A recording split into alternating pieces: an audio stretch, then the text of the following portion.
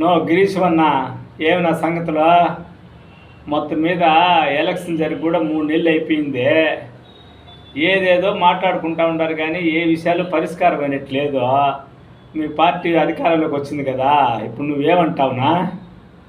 ఒరే పుడింగా, నీకెప్పుడు మేమేం చేస్తామా, మమ్మల్ని గెలబెడదామా, మమ్మల్ని గెలగదామని తప్ప కనీసం ఒక 3 నెలలు ఓపిక పెట్టే ఇది లేదరా.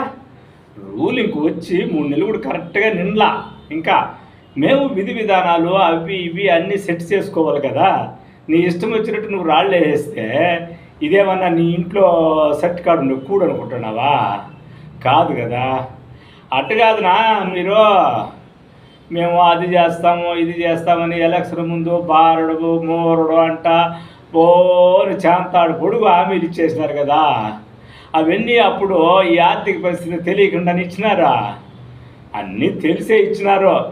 ముందు హామీలు ఇచ్చేద్దాము, జనాల్ని బోల్తా కొట్టించేద్దాం, బురిడి కొట్టించేద్దాం, గెలిచినాక మనం చూసుకుందామనే ధీమాన నిజంగా సంపద సృష్టించి మీరు ఇస్తామని ఏమన్నా మీరు నమ్ముకున్నారా?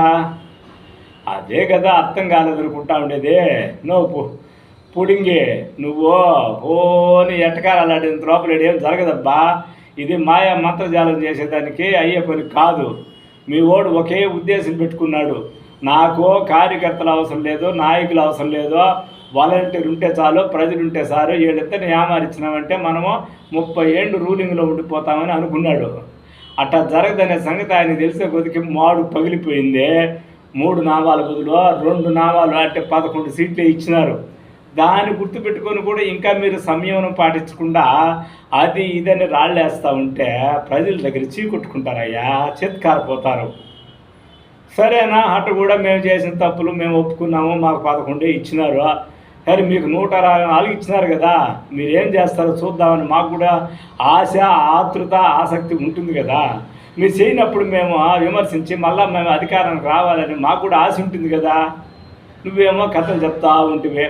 అసలు మొట్టమొదటి నువ్వు చేసిన పని వాలంటీర్ విషయము. ఇప్పుడు నిన్ను అడిగినారా వాలంటీర్ 10,000 ఇమ్మని? అడగలేదు కదా.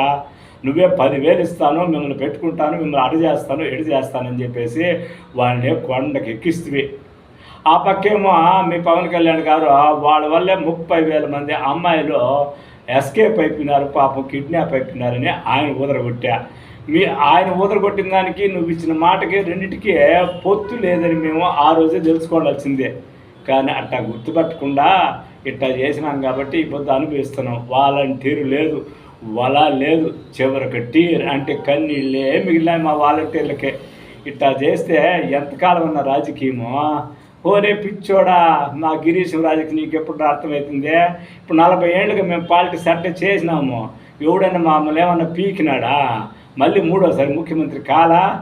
ఊరికే చేతగాని మాట్లాడి రాళ్ళేసే పని పెట్టుకోవద్దండి. ఇప్పటికైనా తెలుసుకునే ప్రజల నాడు ఎట్టుందో అర్థం చేసుకోండి, అంతేగాని సోది మాట్లాడద్దండి. ఉంటా పుడింగా, పోయిరాబో, ఏదైనా పని ఉంటే చూసుకొని రాబా. మళ్ళీ నేను ఇప్పుడు సంపద సృష్టించాలి ఇక్కడ. Thank you.